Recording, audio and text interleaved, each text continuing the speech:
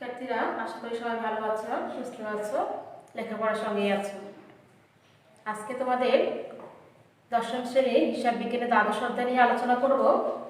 আমাদের পাঠ হচ্ছে পারিবারিক ও আত্মকর্মসংস্থানমূলক উদ্যোগের হিসাব। শিক্ষার্থী তোমরা বইতে দেখতে পাবে দ্বাদশ অধ্যায়ে আসলে কি আছে। পারিবারিক ও আত্মকর্মসংস্থানমূলক উদ্যোগের হিসাব। পরিবার বলতে আমরা কি বুঝি, ছোটবেলা থেকে ছোট ক্লাস থেকে আমরা জেনে আসছি, আশা করি বলার প্রয়োজন হচ্ছে না। আসলে এবার আত্মকর্মসংস্থানমূলক উদ্যোগ বলতে আমরা কি বুঝি। সমাজ, পরিবার তথা রাষ্ট্রের উন্নয়নের জন্য কোনো ব্যক্তি তার নিজস্ব চিন্তা ভাবনা, ধ্যান ধারণা, শিক্ষাগত যোগ্যতা, চিন্তা শক্তি এবং সাহসিকতা, বিচক্ষণতার দ্বারা নিজে নিজে কর্মসংস্থানের সুযোগ সৃষ্টি করার জন্য যে উদ্যোগ গ্রহণ করে সেটাই হচ্ছে আত্মকর্মসংস্থানমূলক উদ্যোগ। আর সেই আত্মকর্মসংস্থানমূলক উদ্যোগ বা প্রকল্প কতটুকু সার্থক হলো, ফলপ্রসূ হলো, তা নির্ভর করবে সঠিক হিসাব ব্যবস্থার উপর। নিশ্চয়ই তোমরা বুঝতে পেরেছ, আত্মকর্মসংস্থানমূলক উদ্যোগের জন্য যে হিসাব সংরক্ষণ করা হয় তাকে বলা হয় আত্মকর্মসংস্থানমূলক উদ্যোগের হিসাব। এবার আসলে আমাদের মূল বিষয় পাঠ হচ্ছে পারিবারিক হিসাব ব্যবস্থা বলতে আমরা কি বুঝি।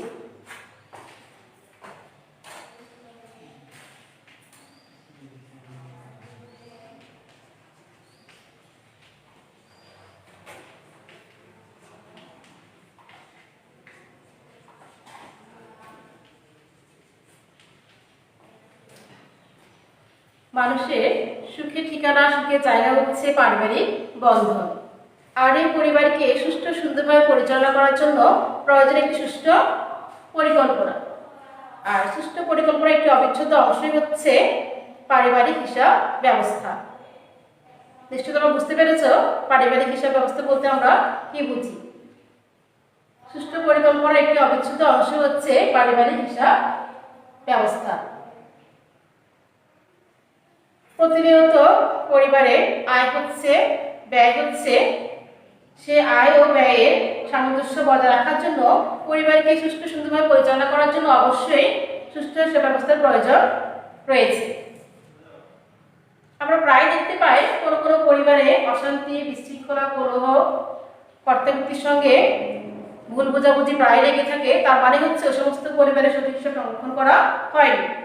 আর তোমরা বুঝতে পেরেছো তাহলে একটা পরিবারকে সুষ্ঠু সুন্দরভাবে পরিচালনা করার জন্য অবশ্যই সুষ্ঠু হিসাব ব্যবস্থার প্রয়োজন রয়েছে। পরিবার হচ্ছে একটি অমুনাফাভোগী চলমান প্রতিষ্ঠান, যার উদ্দেশ্য কখনো মুনাফা অর্জন নয়। তারপরও আর্থিক প্রতিষ্ঠানের ন্যায় পরিবারও কিন্তু আর্থিক লেনদেনগুলো হয়ে থাকে। প্রতিনিয়ত আয় হচ্ছে, প্রতিনিয়তই ব্যয় হচ্ছে। আয় ও ব্যয়ের মধ্যে সামঞ্জস্য বজায় রাখার জন্য অবশ্যই সুষ্ঠু হিসাব সংরক্ষণ করা খুবই জরুরি। তবে মনে রাখবে যে একটি আর্থিক প্রতিষ্ঠানের সংরক্ষিত হিসাবের সাথে একটি পরিবারের সংরক্ষিত হিসাবের কিছুটা পার্থক্য আমরা দেখতে পাব। শিক্ষার্থীরা, তোমরাও তোমাদের পরিবারকে সুষ্ঠু সুন্দরভাবে পরিচালনা করার জন্য অবশ্যই তোমাদের কর্তা ব্যক্তিকে হিসাব সংরক্ষণ করার জন্য উদ্বুদ্ধ করবে। তবে তোমাদের পরিবার, আমাদের পরিবার সুষ্ঠু সুন্দরভাবে পরিচালিত হবে। এরপরে আসো পারিবারিক হিসাব ব্যবস্থার বৈশিষ্ট্যগুলো কি কি। শিক্ষার্থীরা তোমরা দেখতে পাবে বইতে পারিবারিক হিসাব ব্যবস্থার 5টি বৈশিষ্ট্য রয়েছে। আমরা একে একে সেগুলো দেখব।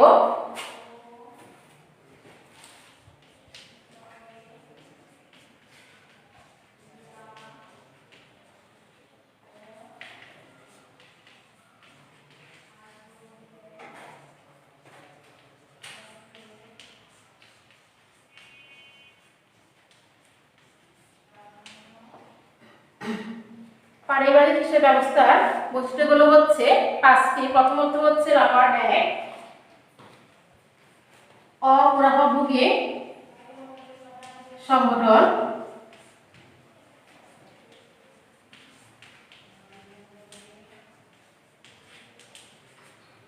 2 হচ্ছে স্বতন্ত্র একক নির্ধারণ।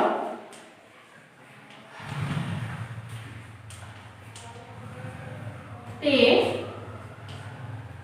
দায়বদ্ধতা। 4 নগদ লেনদেন।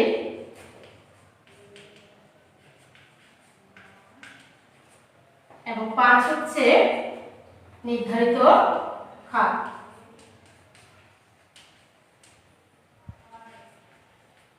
সেক্ষেত্রে তোমরা দেখতে পাচ্ছ আমাদের পারিবারিক হিসাব ব্যবস্থার 5টি বৈশিষ্ট্য আমরা এখানে দেখলাম।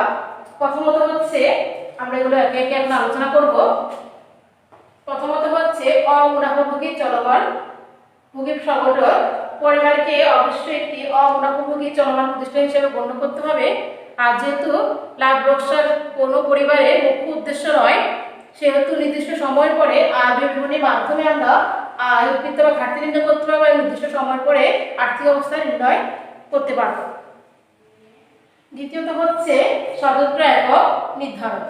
পরিবারকে তার কর্তা ব্যক্তি এবং অন্যান্য সদস্য থেকে সম্পূর্ণ পৃথক বা আলাদা গণ্য করে হিসাব সংরক্ষণের কাজ সম্পন্ন করতে হয়, যেটা আমরা ব্যবসা প্রতিষ্ঠানের ক্ষেত্রেও দেখতে পাই। তৃতীয়ত আসো দায়বদ্ধতা। পরিবারের সংরক্ষিত হিসাব অন্যান্য সদস্যদের কাছে পেশ বা উপস্থাপন করার প্রয়োজন হয় না, যার কারণে পরিবারের সংরক্ষিত হিসাবের জন্য দায়বদ্ধতা বা জবাবদিহিতা একবারে নেই বললেই চলে। তার হচ্ছে নগদ লেনদেন। সাধারণত পারিবারিক লেনদেনগুলো পরিবারের লেনদেনগুলো নগদে সম্পন্ন হয়ে থাকে, যার কারণে হিসাব সংরক্ষণের কাজটা অনেক সহজতর হয়ে ওঠে, যেটা কিন্তু আমরা ব্যবসা প্রতিষ্ঠানের ক্ষেত্রে নাও দেখতে পাবো। 5 নির্ধারিত খাত। যে কোনো পরিবারের আয় ব্যয়ের খাতগুলো প্রায় প্রত্যেক বছর আমরা একই রকম দেখতে পাই, তারপরও আমরা মাঝে মধ্যে দু একটা হয়তো এদের সাথে দেখতেও পাবো। তাহলে শিক্ষিত তোমরা দেখতে পেয়েছো পারিবারিক হিসাব ব্যবস্থার বৈশিষ্ট্যগুলো কি কি। আশা করি তোমরা নিজেরাই পারিবারিক হিসাব ব্যবস্থার বৈশিষ্ট্য এবং একটি আর্থিক প্রতিষ্ঠানের হিসাব ব্যবস্থার মধ্যে কি কি মিল রয়েছে এবং কি কি অমিলগুলো রয়েছে বা পার্থক্য রয়েছে তোমরা নিশ্চয়ই তোমরা বের করতে পারবে। এবার আসো পারিবারিক হিসাব ব্যবস্থার প্রয়োজনীয়তাগুলো কি কি।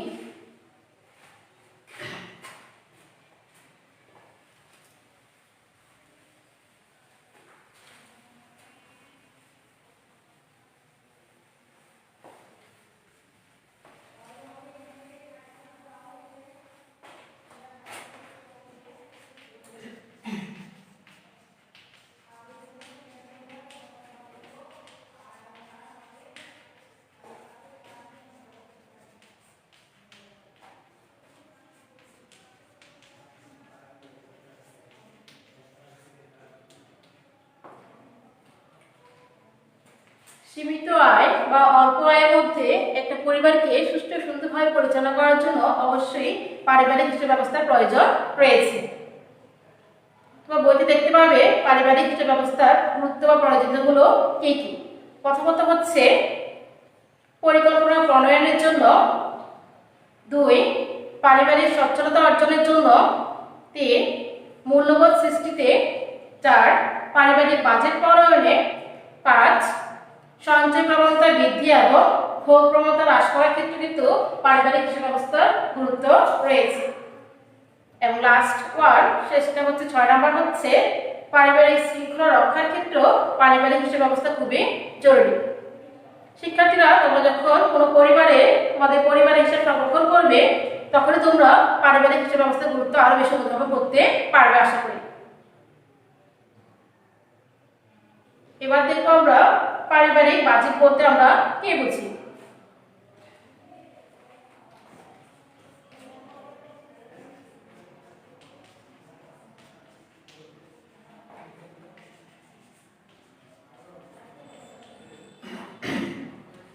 তার আগে তোমাকে জানতে হবে যে বাজেট বলতে আমরা আসলে কি বুঝি। বাজেট হচ্ছে কোনো পূর্ব পরিকল্পনা সংক্রান্ত প্রকাশ। বাজেট হচ্ছে কোনো পূর্ব পরিকল্পনা সংক্রান্ত প্রকাশ।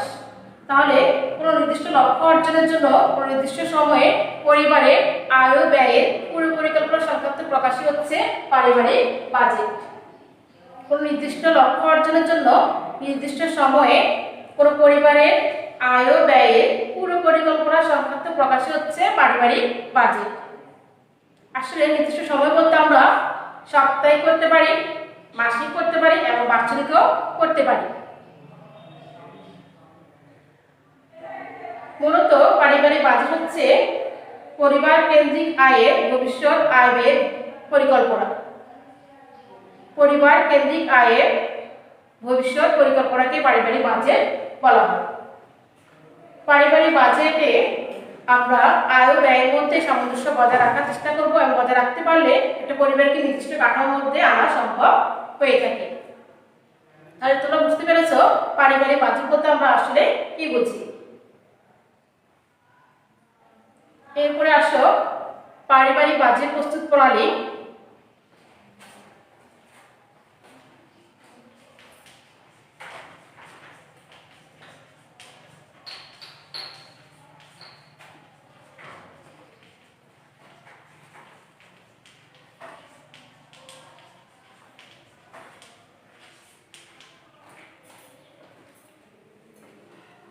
একটি বাজেট প্রণয়ন এবং তার সার্থকতা বা বাস্তবায়ন কতটুকু নির্ভর করবে সেটা আমরা পারিবারিক বাজেট প্রণয়নে কতগুলো পদক্ষেপের উপর নির্ভর করবে। শিক্ষার্থীরা তোমরা যখন পারিবারিক বাজেট প্রণয়ন করবে অবশ্যই কতগুলো পদক্ষেপ অনুসরণ করবে যাতে করে তোমাদের প্রণয়নকৃত বাজেট সার্থক এবং ফলপ্রসূ হয়। বাজেট প্রণয়নকালে তোমাকে 5টি পদক্ষেপের কথা উল্লেখ মনে রাখতে হবে, বিবেচনায় রাখতে হবে। প্রথমত হচ্ছে প্রয়োজনীয় দ্রব্যাদি তালিকা প্রস্তুত করো।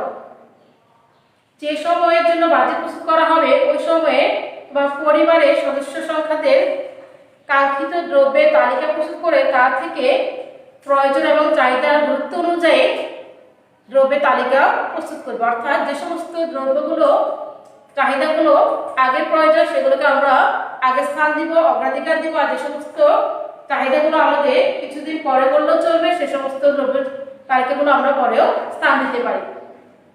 এরপরে হচ্ছে মূল্য নিরূপণ। তালিকায় উল্লেখিত দ্রব্যগুলোর বাজার মূল্য জেনে মোট মূল্য বাজেটে অবশ্যই উপস্থাপন করতে হবে। 3 হচ্ছে সম্ভাব্য আয় নির্ধারণ। সাধারণত পারিবারিক বাজেট আয়ের উপর ভিত্তি করে ব্যয়ের খাতগুলো নির্ধারণ করা হয়ে থাকে। তাহলে বাজেটকে আরো বেশি ফলপ্রসূ এবং কার্যকর করার জন্য সম্ভাব্য আয় সকল উৎস সঠিকভাবে চিহ্নিত করতে হবে এবং তার মোট আয় বাজেট উপস্থাপন করতে হবে। 4 হচ্ছে ভারসাম্য রক্ষা, অর্থাৎ বাজেটের ভারসাম্য রক্ষা। প্রত্যেকটি পরিবারের বাজেটের মূল উদ্দেশ্য হচ্ছে, মূল লক্ষ্য হচ্ছে স্বল্প আয়ের মধ্যে সর্বোচ্চ সুবিধা অর্জন করে সর্বোচ্চ সুবিধা গ্রহণের মাধ্যমে ভবিষ্যতের জন্য যাতে কিছু সঞ্চয় করা যায়। তাহলে বাজেট প্রণয়নকালে অবশ্যই আমাদেরকে খেয়াল রাখতে হবে যাতে আয় ও ব্যয়ের মধ্যে একটি সামঞ্জস্য ভারসাম্য বজায় থাকে। মনে রাখতে হবে ব্যয় যাতে কোনো ক্রমে আয়ের চাইতে বেশি না হয়। 5 হচ্ছে যুগোপযোগী বাজেট প্রণয়ন। বাজেট এমনভাবে প্রস্তুত করতে হবে যাতে সে বাজেট অবশ্যই বাস্তবসম্মত এবং যুক্তিসঙ্গত হয়ে থাকে। আর বাজেট তৈরি করার সময় বাজেটকে অবশ্যই এমনভাবে তৈরি করতে হবে যাতে করে যে কোনো সময় কোনো একটা খরচ বেড়ে গেলে যাতে করে আমরা কোনো একটা খরচকে ইচ্ছা করলে কমিয়ে ফেলতে পারি, বাধা দিতে পারি। অর্থাৎ বাজেটকে অনেক পরিবর্তনশীল বা নমনীয় করে তৈরি করতে হবে। কারণ শিক্ষার্থীরা কোনো বাজেট বা পারিবারিক বাজেট তৈরি করার সময় অবশ্যই তোমাকে এই বিষয়গুলো, এই পদক্ষেপগুলো মাথায় বা বিবেচনায় রাখতে হবে। এরপরে আসো পারিবারিক বাজেটের নমুনা।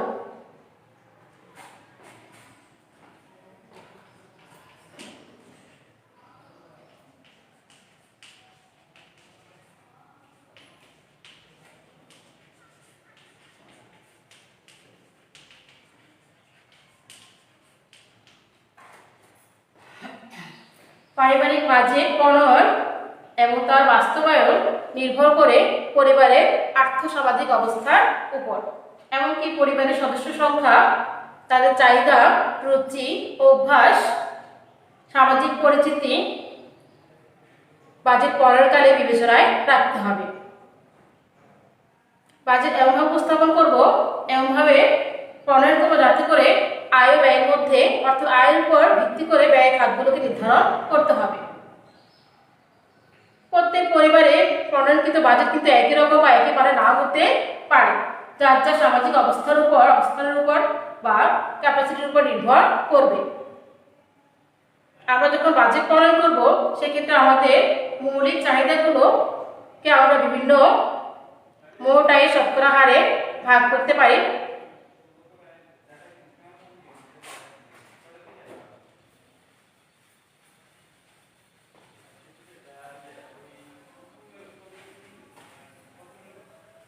শিক্ষার্থীরা বাজেট প্রণয়নকালে মোট আয়ের শতকরা খাদ্য খাতে রাখবো আমরা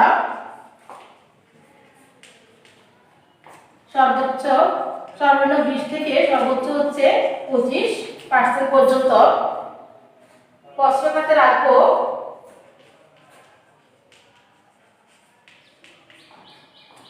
সর্বনিম্ন 5 থেকে সর্বোচ্চ 10%। বাসস্থান খাতে রাখবো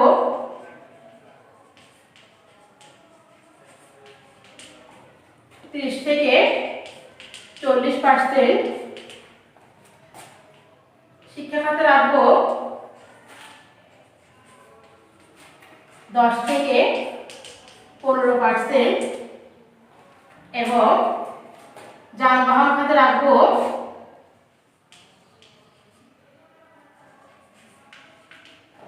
15 থেকে 20%। শিক্ষার্থীরা তোমরা দেখতে পাবে আমাদের মোট আয়ের শতকরা হারগুলোর মধ্যে সর্বনিম্ন খাত হচ্ছে বস্ত্র খাতে আমরা রাখবো সর্বনিম্ন 5% এবং সর্বোচ্চ 10%। আর সর্বোচ্চ বরাদ্দ থাকবে আমাদের বাসস্থান খাতে সর্বনিম্ন হচ্ছে 30% এবং সর্বোচ্চ হচ্ছে 40%। এখানে আমাদের মনে রাখতে হবে আমরা যখন শহর এলাকাগুলোতে বা পৌর এলাকায় বসবাস করি সেক্ষেত্রে আমাদের বাসস্থান খাতে বরাদ্দ একটু বেশি রাখা প্রয়োজন হয়। যখন আমরা গ্রামাঞ্চলে প্রত্যন্ত অঞ্চলে বসবাস করি সেক্ষেত্রে আমাদের বাসস্থান খাতে বরাদ্দের পরিমাণ একটু কম হলেও চলে। শিক্ষার্থীরা তোমরা বইতে একটি বাজারের নমুনা দেখতে পাবে।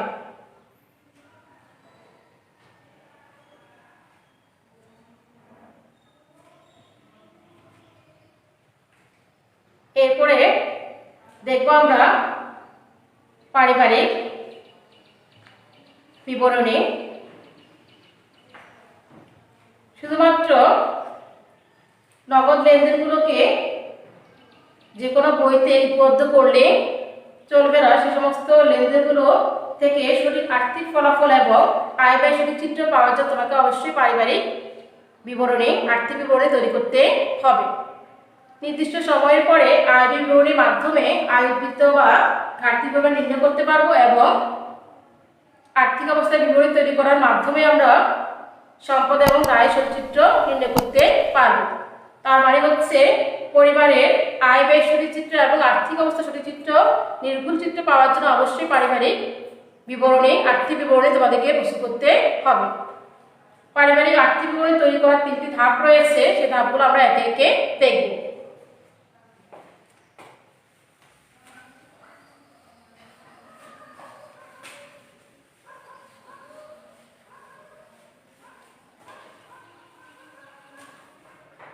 তিনটি ধাপের মধ্যে প্রথম ধাপ হচ্ছে প্রাপ্তি প্রদান হিসাব, দ্বিতীয়টা হচ্ছে আয় ব্যয় বিবরণী,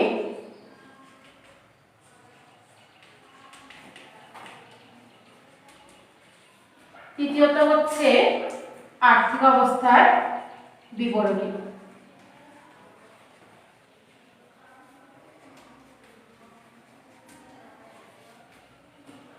শিক্ষার্থীরা তোমরা দেখতে পাবে পারিবারিক আর্থিক বিবরণী 3টি ধাপের মধ্যে প্রথম ধাপটা হচ্ছে হিসাব আর বাকি দুইটা হচ্ছে বিবরণী।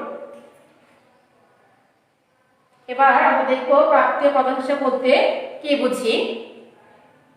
পরিবারে দৈনন্দিন নগদ লেনদেনের হিসাব হইতে নির্দিষ্ট সময়ের পরে অর্থাৎ বছরান্তে সংক্ষিপ্ত এবং শ্রেণীবদ্ধভাবে যে হিসাব প্রস্তুত করা হয় তাকে বলা হয় প্রাপ্তি ও প্রদান হিসাব। প্রাপ্তি ও প্রদান হিসাব সাধারণত ব্যবসা প্রতিষ্ঠানের নগদান বইয়ের মতোই, কিন্তু এটাকে নগদান বই বলা যাবে না। আর এটি হচ্ছে প্রাপ্তি প্রদান হিসাব হচ্ছে পারিবারিক হিসাব নিকাশের প্রথম ধাপ। যাবতীয় প্রাপ্তি ও প্রদান হিসাব নিয়ে নগদ লেনদেনের সমন্বয়ে হিসাব প্রস্তুত করতে হবে। প্রাপ্তি ও প্রদান হিসাবের দুইটা দিক থাকবে। প্রাপ্তি ও প্রদান হিসাবের বাম দিকে অর্থাৎ ডেবিট দিকে সকল প্রকার প্রাপ্তিগুলো লিপিবদ্ধ করব এবং প্রাপ্তি ও প্রদান হিসাবের ডান দিকে অর্থাৎ ক্রেডিট দিকে সকল প্রকার পরিশোধগুলোকে আমরা লিপিবদ্ধ করব। মনে রাখতে হবে প্রাপ্তি উপাদান হিসাবে আমরা মূলধন ও মুনাফা জাতীয় সকল লেনদেনগুলোকে লিপিবদ্ধ করব। আর লিপিবদ্ধ করার সময় মনে রাখতে হবে যে চলতি বছর, পূর্ববর্তী বছর এবং পরবর্তী বছরে যাবতীয় নগদ লেনদেনগুলোকে আমরা হিসাবভুক্ত করতে পারব। এরপরে আসো 2 নম্বরে আয় ব্যয় বিবরণী।